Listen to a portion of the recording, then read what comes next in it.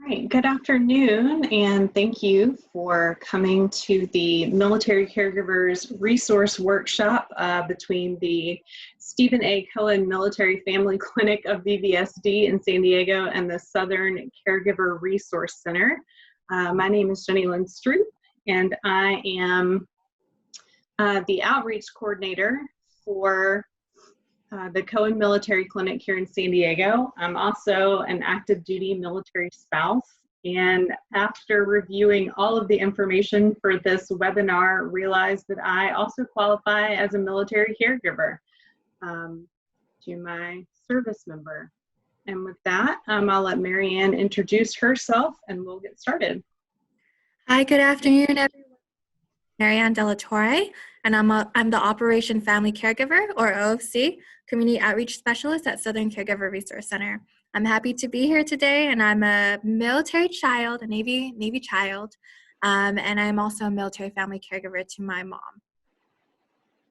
All right, thank you, Maryann. Okay, during the slide portion of the presentation, Maryann and I are both going to be off video. We will start the video at the end and answer any questions.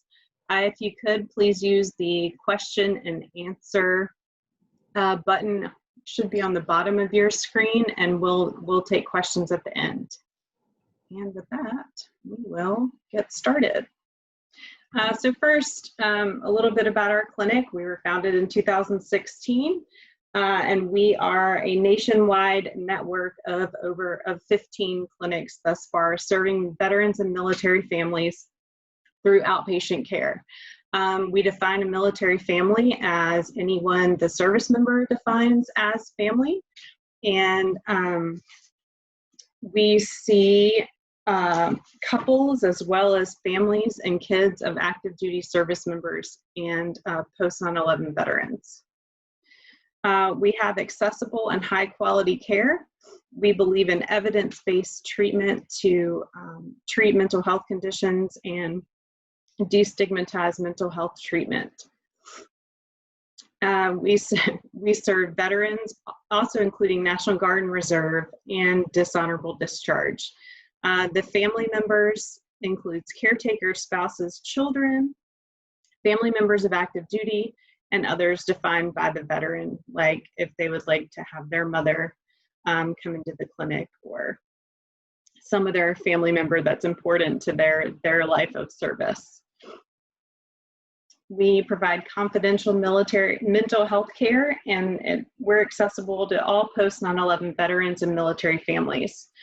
We also, in addition to providing mental health, provide case management services, including, but not restricted to, unemployment, housing, finances, and education. And currently, as our last bullet point notes, we do telehealth, face-to-face video therapy from home. We've always had that capability.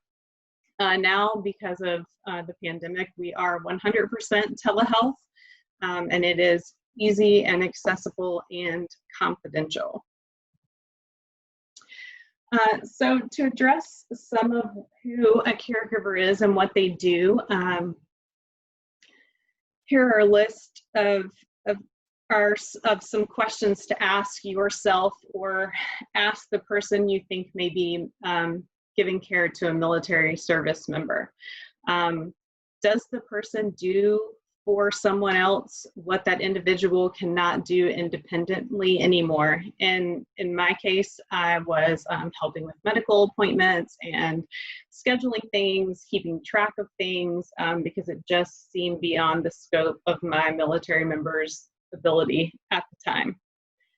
Is the person taking someone to medical appointments or coordinating medical visits and picking up medications? Does the person also often feel isolated in his or her duties? I know that for me personally, this was probably one of the largest identifiers that made me realize that I was a caregiver. Providing services for loved ones is often very isolating, and it's really difficult to explain to someone else who isn't doing that what your day-to-day looks like. And it says, does the loved one's Does the person's loved one need assistance with advocating for themselves or have trouble remembering important things? For me, this is probably one of the biggest caretaking aspects I did. My husband experienced a mild traumatic brain injury and post-traumatic stress, and his ability to have any short-term memory recall was very difficult. And so I became his calendar and his watch and most of the things to keep him on track during the day. It says much of this applies to active duty members and spouses, not just veterans. I do want to make that distinction. You don't have to be caring for a veteran to be considered a caregiver. My husband was active duty when I was helping him through some of these things. And caregivers are also not always spouses. They can be parents or children, girlfriends, boyfriends, friends, or siblings. How do the effects of post-traumatic stress and traumatic brain injury and other signature wounds of post-9/11 warfare look to caregivers? This list is by no means completely comprehensive. These are the more common signs that you may see in the person who needs the care. For me personally, I've highlighted the trouble remembering things, hypervigilance, always on guard, always looking out for threats, or thinking trash in the road may be something that was going to harm them. Not wanting to engage in activities they used to, easily startled, sleep issues, including but not limited to like restlessness, hard to sleep, night sweats, night terrors, all kinds of things. And having trouble concentrating are some of the ones that I think are probably easiest to spot. Also the self-medicating, and this can be with alcohol or other substances. This slide represents the mental health challenges that caregivers themselves may have, and what we would see people in Cohen Clinic for, including depression and anxiety. And I would say that anxiety encompasses all of the worrying that's listed there, including worrying about the safety and care of the loved one who is experiencing or who needs care, worrying about finances, worrying about whether or not they are providing care correctly, worrying about what changes this role brings to the relationship and family. I know for myself, I struggled mightily with how do I both caregive and be a wife that isn't just a caregiver. And also some grief over the loss of what life once was. You know, my caregiving time was post a boots on ground deployment in Afghanistan. That deployment looked nothing like the other deployments we had done. And for sure, the return home didn't look anything like I thought it was going to look like. And I realize now, looking back, that grief was one of the things I probably felt most and heaviest. Because nothing looked like I thought it was going to, which also included feelings of resentment for doing things that, you know, my adult husband once did, and now I was taking it all on. Those can lead to lots of cyclical guilt and resentment. For me, it looked like feeling guilty, like I don't know if I'm doing enough, to being resentful because I wish I weren't doing as much, back to feeling of guilt because I felt resentful because clearly there was an issue with my loved one. And also another mental health issue that leads often to depression is isolation. Sometimes in caregiving, you're consumed with offering care to a loved one, and so you may not have time to do the things that you once loved, hang out with family and friends, go grab a cup of coffee, because your life looks like taking your loved one to medical appointments or managing the day-to-day. and or you don't feel like your family and friends would understand what you're doing. When should a caregiver seek help? This is really for the friends and family of the caregiver and the loved one the caregiver is providing care for. If you are someone who is noticing these things in someone, asking them if they need help, or pointing them in the direction of help would be wonderful. The isolation we touched on in the previous slide. If you realize your friend is isolating, not responding to things as much, they may need help. If there's a significant change in weight increase or decrease from stress of caregiving, they may need help. Some of the signs and symptoms from before also apply to this. The feelings of anxiety, loss of concentration, depression, all typically lead to needing help for the caregiver. And now I'm going to turn it over to Maryann to present on the ways that the Southern Caregiver Resource Center can help with those things. Okay, thank you so much, Jenny, for your presentation and sharing your own caregiver experiences. I will share my screen.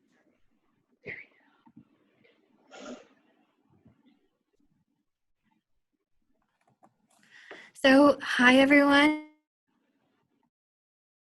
Good afternoon. Thank you so much for being here. Thank you to Cohen Clinic for the opportunity to co-present. Again, my name is Maryann Segment, and I'm the Operation Family Caregiver, or OFC Community Outreach Specialist at a local nonprofit called Southern Caregiver Resource Center, which is in San Diego County that specializes in free and confidential family caregiver support services. Before delving into my story, similar to Jenny, I want to share that I am a military family caregiver. So in the photo is my mom, who's a Navy veteran. She has PTSD and service-connected disabilities. At a young age, I became a family caregiver when my mom came back from her deployment in Iraq. And so I had to learn her conditions, her new conditions of PTSD, as well as understand how to go about coping strategies / methods for PTSD, take her to her appointments, which was a huge chunk of my driving lessons as a child, in addition to understand pain medication / management. And all of this is an ongoing journey for me, as I am a military family caregiver, but also a family caregiver for my father, who's in his late 60s going on 70s. And it's with my experiences that I'm very dedicated and passionate to providing family caregiver services to family caregivers like myself, because I know it can be difficult, especially in the military background. So having spoken about my caregiver experience and Jenny speaking about hers, again, thank you for sharing. I want to underline that the caregiver experience as a whole is varied and nuanced. Like Jenny said, not all of us recognize ourselves to be caregivers, but we are in some way, shape, or form, some more than others. And so with that caregiver experience, that caregiver role, we hold responsibilities to our loved ones. And that may look like providing medication, taking them to their appointments, as well as financial budgets and legal paperwork. And beyond that caregiver responsibilities, we ourselves have our own responsibilities, and that looks like our home life, which is keeping a home. If you have kids, it's and especially in the pandemic, you're keeping them intact with school. We also have work if you have projects and task management, as well as self-care. And I want to emphasize self-care because often as caregivers, we tend to neglect our own self-care, and that means having a healthy sleep cycle, eating healthy. This is for me like a problem, as well as like working out. And so in that image that you see in the middle of the woman who's doing it all, it can be a very overwhelming experience. And it's no doubt that many caregivers experience the following emotions as listed in the circles, which is stress, anxiety, depression, isolation, anger, and burnout, and even confusion. I want to emphasize that the military family caregiving experience is much more layered. And I say this because we go through such a culture of transition.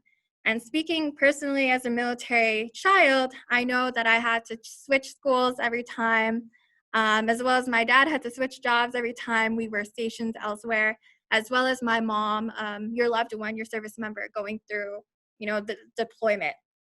And within that military family caregiving experience, not only does one have to acculture themselves to the new location or the new situation, but they also need to make sure that their loved one is taking care of themselves or keeping healthy.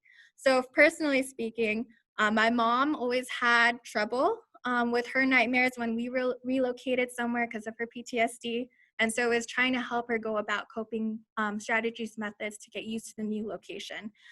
For service members who have traumatic brain injury or TBI, it might be memory loss, trying to remember directions or even the location, getting used to the new location again.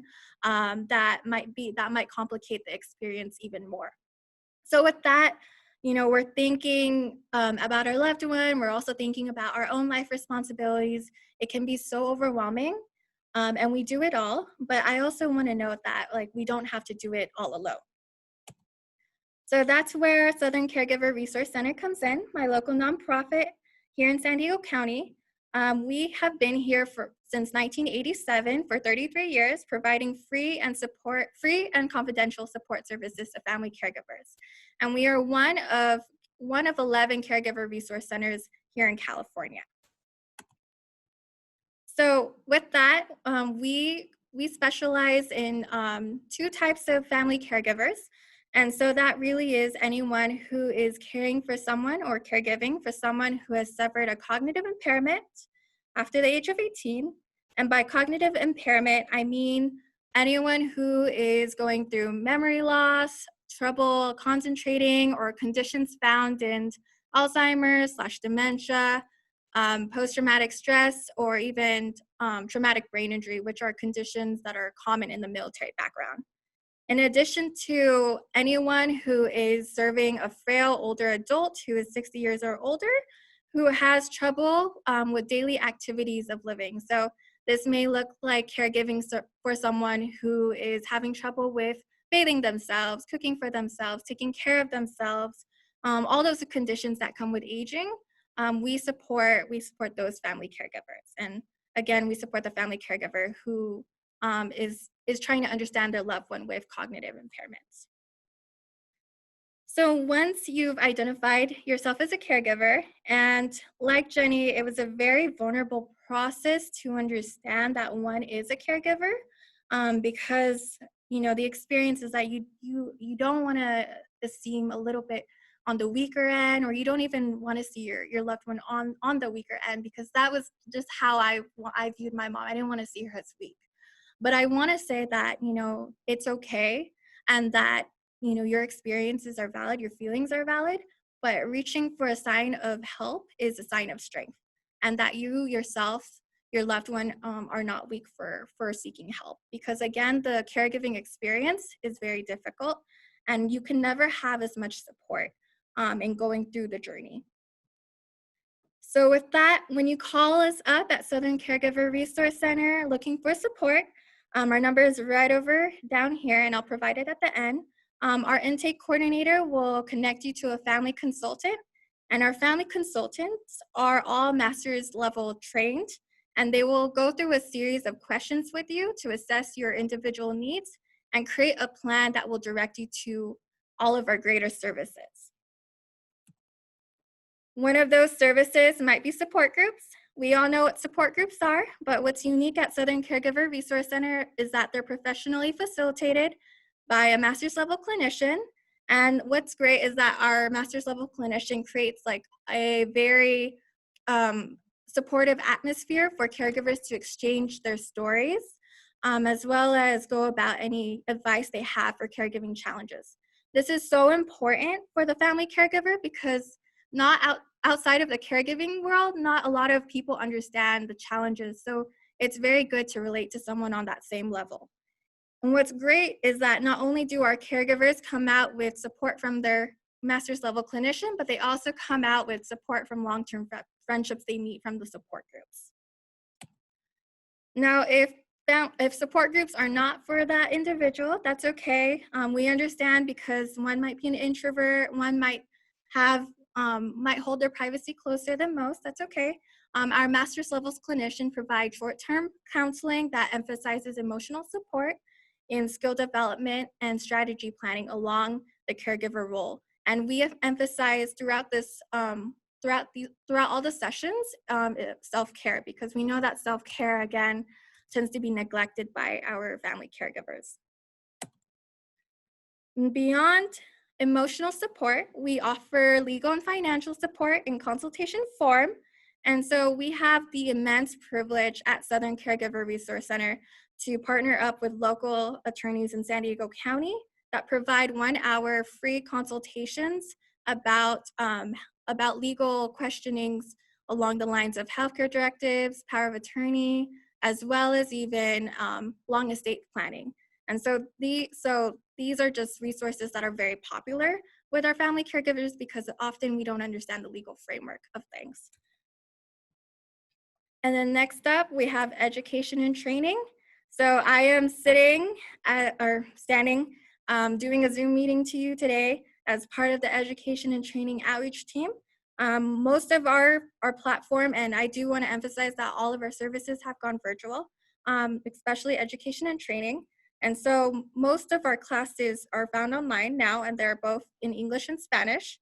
When we're not virtual, we are out in the community. We have community educators who do empowering caregiving topics such as self-care and behavioral management strategies.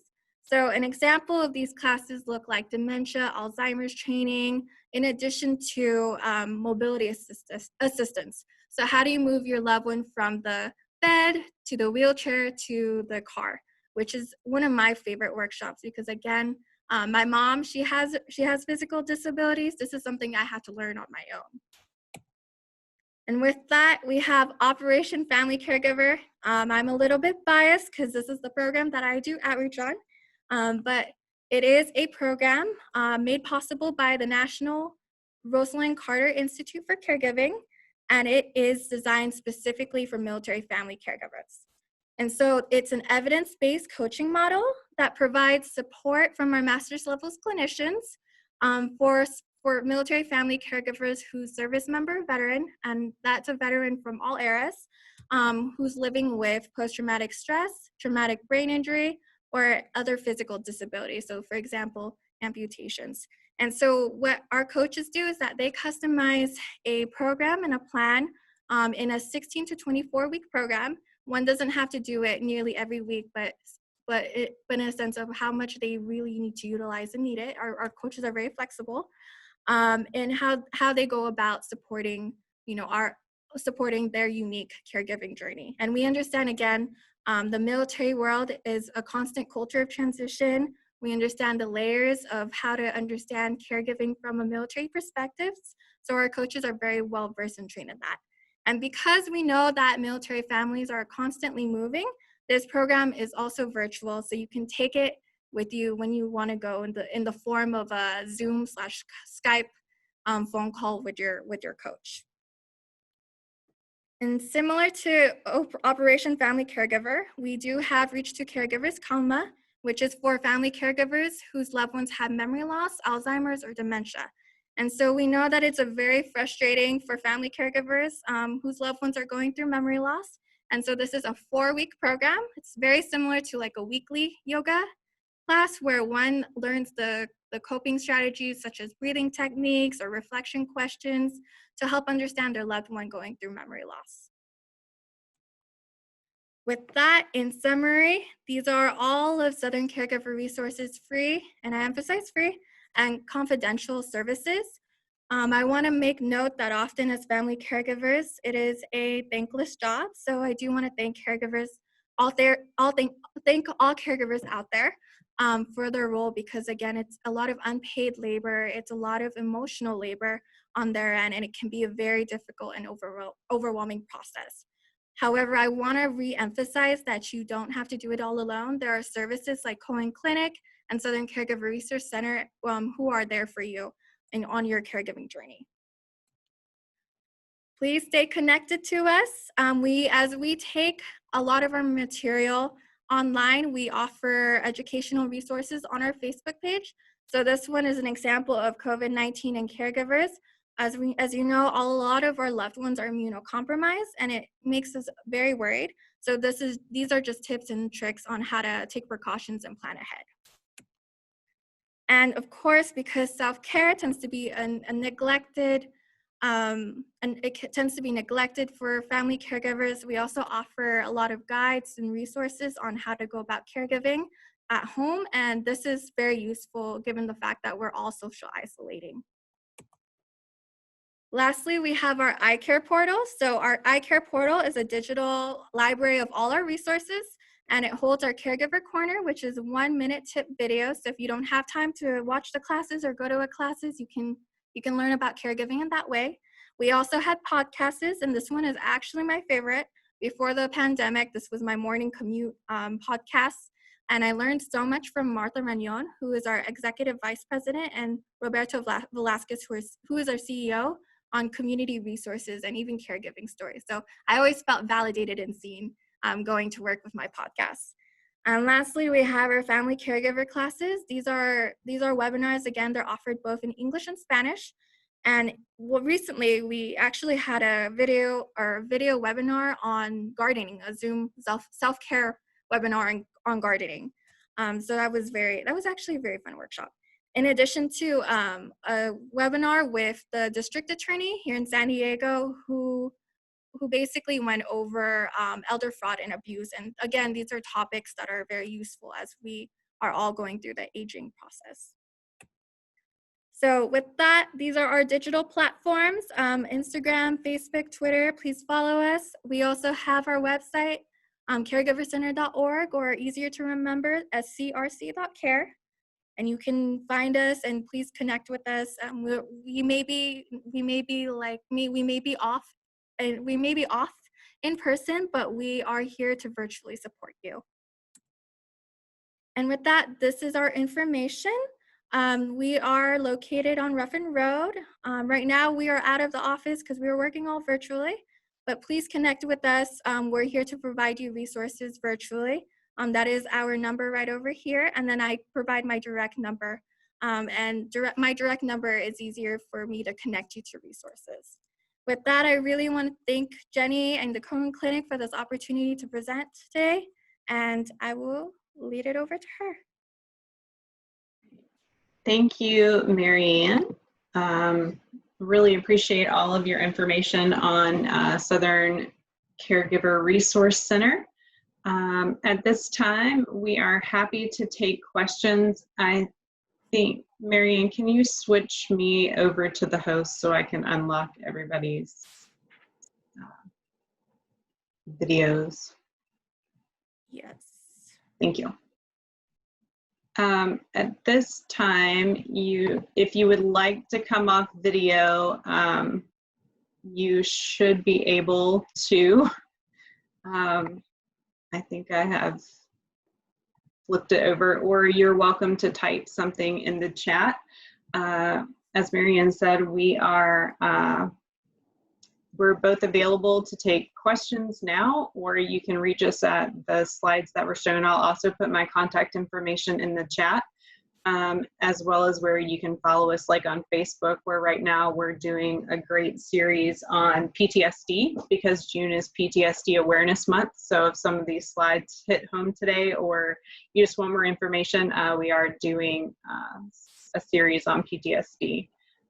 So I will put my information in the chat, and this is my direct information. And please, thank you all for attending.